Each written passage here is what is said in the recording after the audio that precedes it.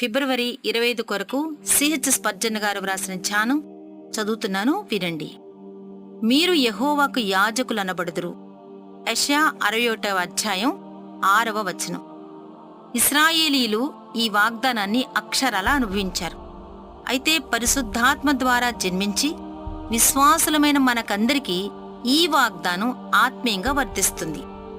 మనకనుగ్రహింపబడిన ఆధిక్యతలకు అనుగుణంగా మనం జీవిస్తే మనం దేవుని దృష్టిలో చాలా ప్రత్యేకమైన వారంగా ఉంటాం.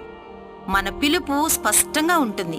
అప్పుడు ప్రజలు మనలను దేవుని సేవ కొరకు ప్రత్యేకించబడిన వారిగా గుర్తించి ప్రభు యొక్క యాజకులని పిలుస్తారు.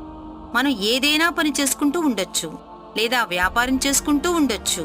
అయినప్పటికీ మనం దేవుని సేవకులమే.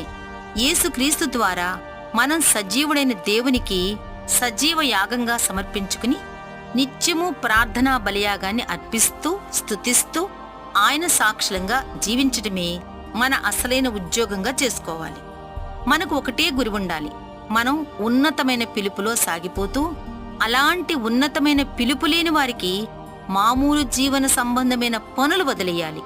మృతులు తమ మృతులను పాతిపెట్టుకొననియుడి అని వ్రాయబడి ఉంది. అంజులు మీ మందలను మేపుతారు.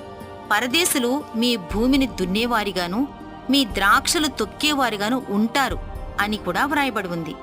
వేరే వాళ్ళు రాజకీయాల గూర్చి లోక సంబంధమైన పనులను గూర్చి తమ జీవితాలను ఖర్చు పెట్టుకొనివ్వండి. మనం మాత్రం యేసుక్రీస్తులా నిరంతర యాజకత్వానికి అభిషేకించబడిన వారిలా దేవుని సేవకు అప్పగించుకుందాం.